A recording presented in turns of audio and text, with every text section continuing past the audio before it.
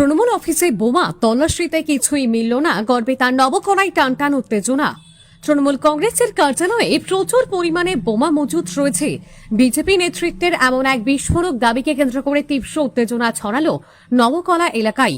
বিজেপির অভিযোগ পাওয়া মাত্রই বড়সড় অঘটন এড়াতে তড়িঘড়ি ঘটনাস্থলে পৌঁছায় বিশাল পুলিশ বাহিনী। ঘিরে ফেলা হয় গোটা এলাকা।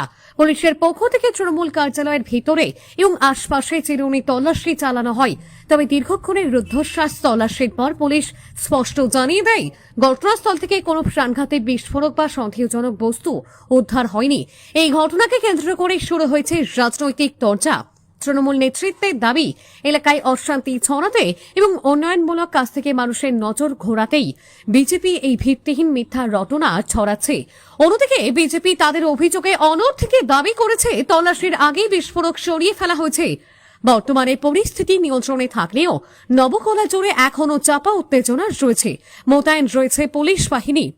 গড়বেতা থেকে নিজস্ব প্রতিনিধির বিশ্বস্ত সূত্রে জানতে পারলাম যে তৃণমূলের পার্টি অফিসে অনেকগুলোই বোম আছে। আমরা সাথ আমাদের চন্দ্রকান্ত বিট হাউসে ইনফরমেশন করি। আমাদের যে আইসি অফিসার আছেন এমডি সামিউল আলীকে, উনি আমার ফোন রিসিভ করেননি। তারপরে আমাদের ভারতীয় জনতা পার্টির মণ্ডলের পলাশদাকে জানাই, উনি তৎপরতার সঙ্গে পুলিশ এবং ফোর্স পাঠিয়েছে। এখন ওইখানে পুলিশ আছেন বোমগুলো রিকভারি করার জন্য। আপনার নাম? আমার নাম শহীদুল মণ্ডল।